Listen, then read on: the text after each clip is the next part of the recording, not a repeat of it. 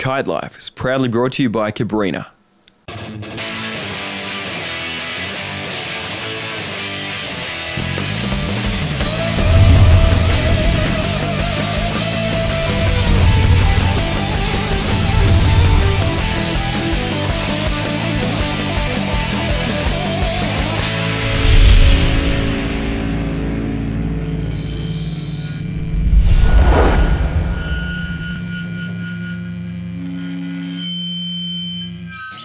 G'day and welcome to another episode of Kitelife, the Australian kiteboarding television program, coming to you from the sunny shores of St Kilda Beach. We've got lots of kiteboarding from all around Australia and the world, so stick around, 'cause it's going to be sick.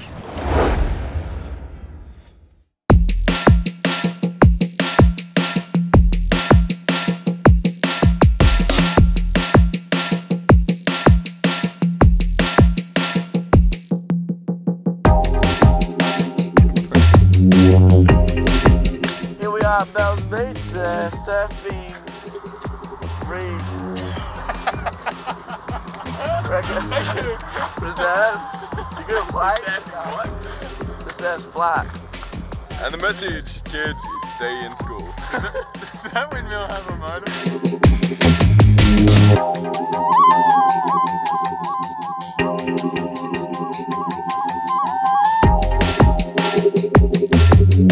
This place is beautiful. Great Ocean Road. Get your heart out. What's the word? The goose. M-I-N.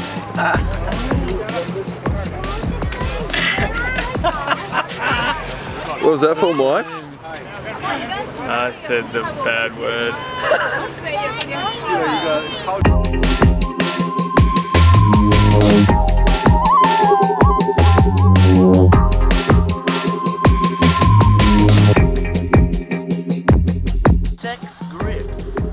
Best grip on the market.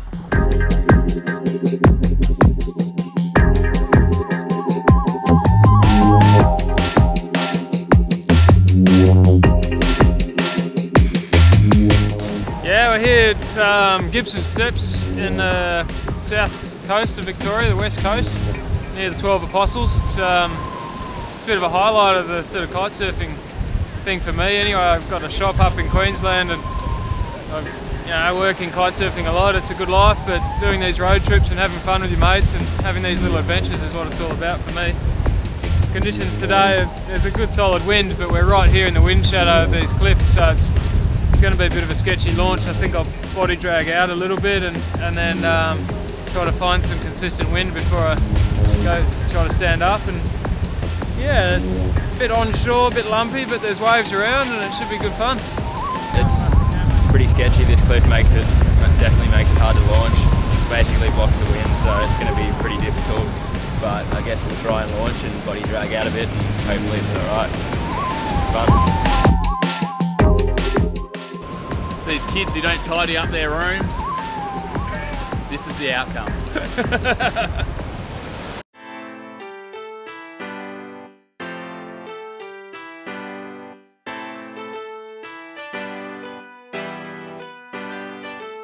Oh shit, my life's different now. School bells were loud, but I'm proud to be out. A new time, a new day, with new rhymes and new ways. 18 years of age and I'm up on stage. Back in my town, with my town on my back. I love my friends and fam cause they love my raps. I get amused off the booze, drinking with all the crews. And I mosh to local shit, even losing my shoes. Thank you, DLT, DNA, the North Ward, the Solemn Prophets, Butter, and many more. Encore to the kids that dug my flows, and the boys that are bros that have loved my shows. My name remains as the same as I'm loyal. A young misfit, chuffing more than a foil. I bleed for this land like my blood was its oil, and I hope to be locally buried in this fine soil. Whatever we do, wherever we go, we see the same faces at every show. Time will pass, the scene will change, until only the faces and the dream remains. Whatever we do, the scene will change, until only the faces and the dream remains. Time will pass, wherever we go, we see the same faces at every show. I had a childhood life on the Torres Strait Islands, but I didn't think twice to contemplate rhyming. Started freestyling in a clothes on near a backyard, stumbling words, drunk smashing a glass. I guess rap was hard, with some struggles at the start, but I never fall apart from this hip-hop art. My heart beats for anyone who's listening, or to anyone who ever follows dreams and visions. I first spoke in 05 on the open mic, watching Johnny Rose flow blow your minds. I wrote rhymes. Well, looks like it's wind's gone away. Hopefully by the time we get back to Warrnambool it's turned offshore and we get a few waves and go for a paddle. Riding the ski back, and so I think getting out this shore break's going to be fun, but once kind of past that it'll be nice cruisy kind of views back to having a look at 12 Apostles and where London Bridge once stood.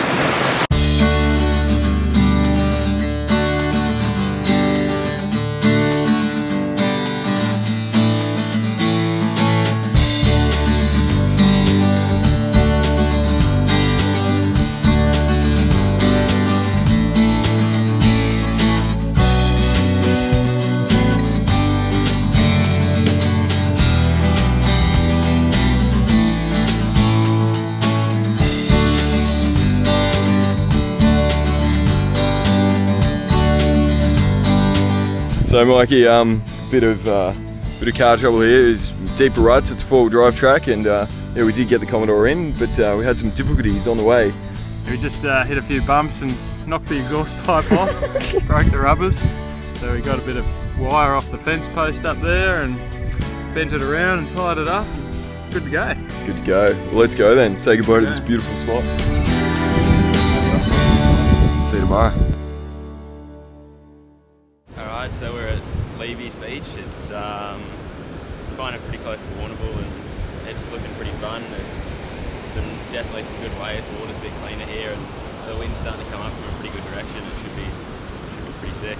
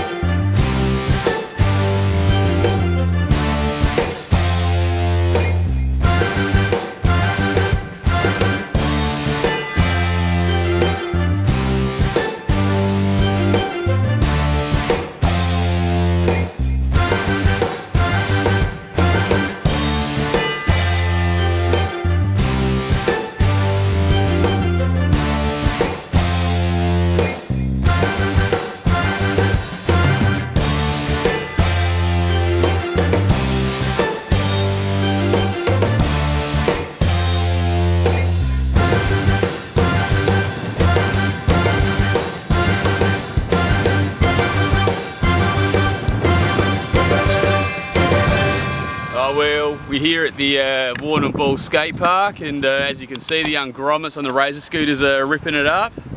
I've got the longboard here, the thongs, the most appropriate attire for being at the skate park. So now we're going to give it a roll and try not to lose too many toenails.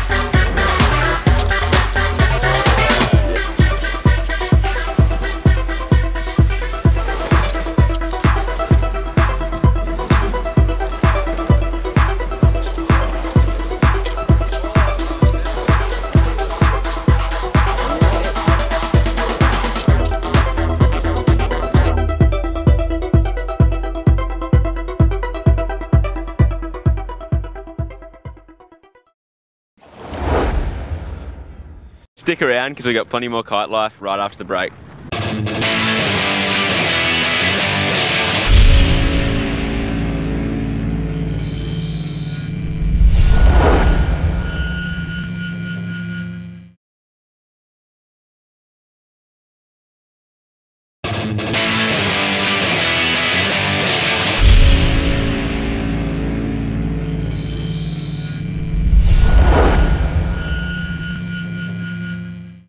Hi, my name is Kristin Boese.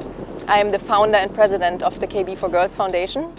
It's basically a clinic tour around the world that reaches out to female kiters around the world, but also those that are not actually kiting yet, but are beginners and want to get into the sport. What we want to do is we want to empower females around the world through the sport of kiteboarding and really give them a platform and give them a chance to actually get some recognition in our sport too, and not always just the males.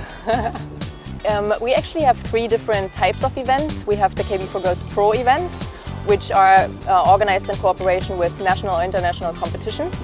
And in those we really reach out to those girls that are already advanced, that want to get into their first competition, and we help them through that first contest so they feel more comfortable. Then we have KB for Girls Unite events, in which we really want to bring together a lot of girls and just create a real female environment and make them feel comfortable. And then we have the KB for Girls for a Cause event, in which we also cooperate with other foundations and charities. For example, with the Lane Beachley Foundation here in Australia. So we actually have all our participants raise funds through personal fundraising websites, and then give those funds on to the foundation that we cooperate with. The last clinic we had was actually here in Australia, in Brisbane. And that was a pro event, so we were actually preparing the girls for their first competition, which was the World Cup on the Gold Coast. And then we also led them through their first World Cup, which was pretty amazing and which was great fun with the girls. And so during that event, we were basically helping them to gain knowledge that they need in the competitions, and we told them exactly what they have to do, how they have to train and how they have to structure their heat in order to be successful. And I think it worked out pretty well.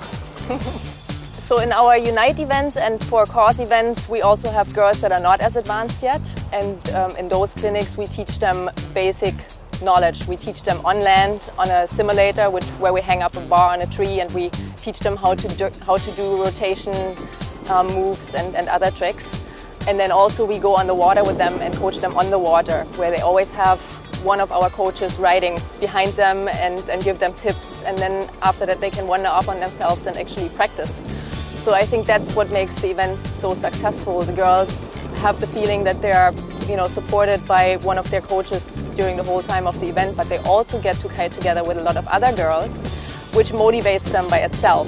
They almost don't even need need us coaches because they kite together with other girls, which they usually don't ever get to do, and they see that those girls are trying the trick that they want to learn, and so they actually push themselves much more than they usually would. In 2010 we had 3 events in Australia, and on our 2011 schedule we have 2 Australian events, but we also already have planned some for the next year, and I think it's going to be a great input and outreach here in Australia for the girls for sure. Our website is www.kb4girls.org, 4 as the number 4, and all registrations, the schedule and many more information for female kiters are on there. And so everybody can contact us through the website and just register for an event.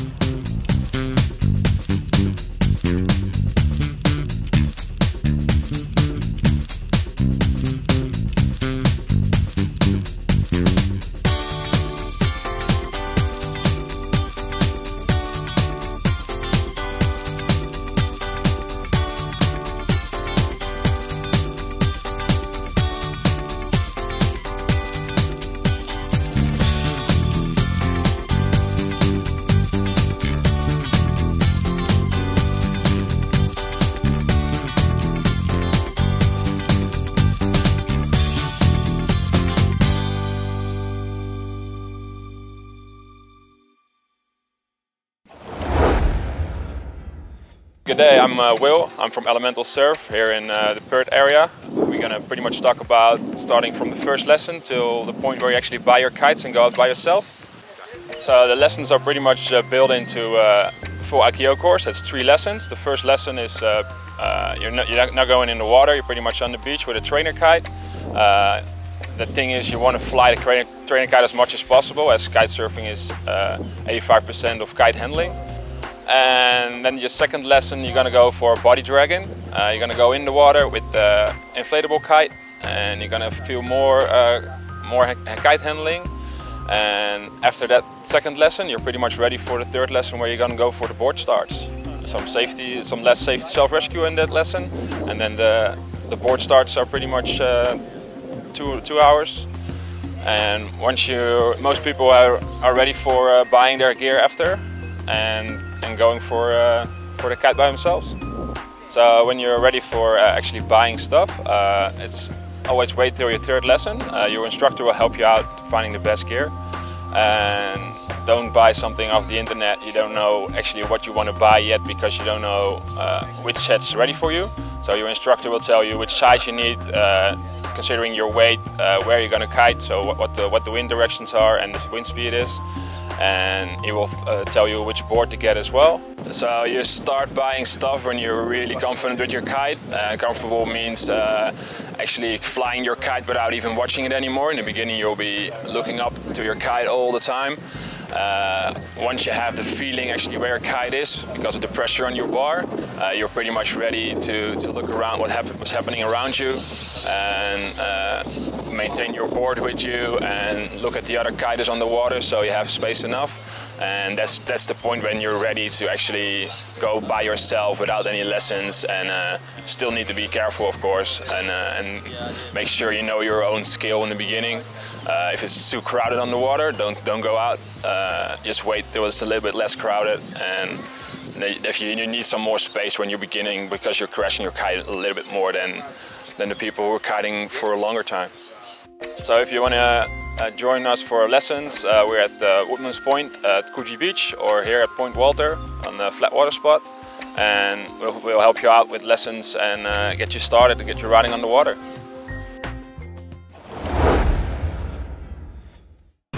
Don't go away, because we've got plenty more kite life coming up right after this.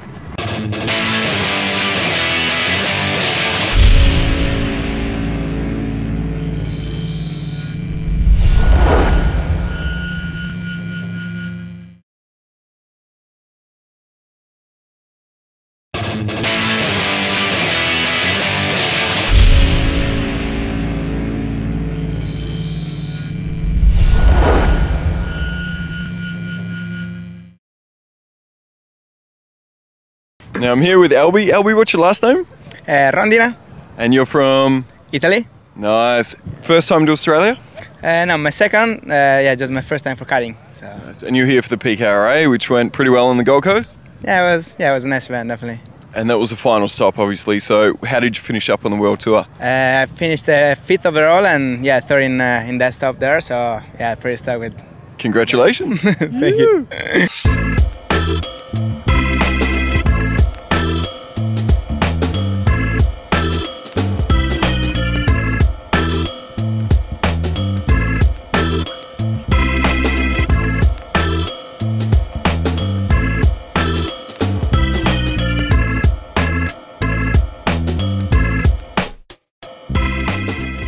Now you're here in Victoria as part of, you know, some freestyle riding, and also you're a guest judge at the Victorian Kiteboarding Championships. How's that going? Yeah, pretty good. You know, I've been here for like a few days now, and it's been windy almost every day. A pretty variable condition. You know, like just the weather can change every minute. It can be summer and winter in the same day. Yep. But yeah, it was kind of fun. So yeah, nice event.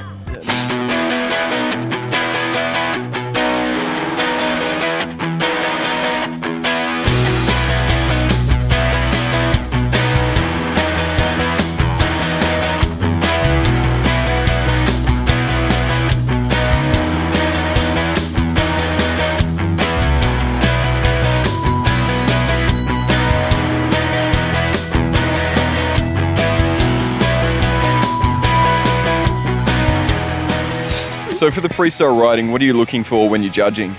Well, you know, the tricks have to look, you know, smooth and clean. You know, you have to jump up with a lot of speed and always get, you know, a lot of just like amplitude from the trick. You know, just like fly, you know, as long as possible and with the kite as low as possible. And yeah, if you can grab it, then it's also better. Nice. What's a good, for people wanting to, you know, progress their freestyle riding, what's a good you know, trick sequence to learn? Should you start off with your blind judges, or?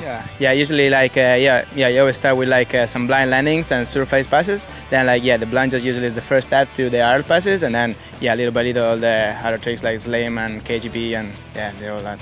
Go from there. Tricks, Double passes? Yeah, also double passes. Can you do them? Yeah, a few of them. So what's your favourite move to do at the moment? No, I still prefer to do like normal passes, but like clean and like power with the kite low. Like I don't know, like low mobs or crow mobs are like my favorite ones. Sick. All right, let's check out some more riding. All right.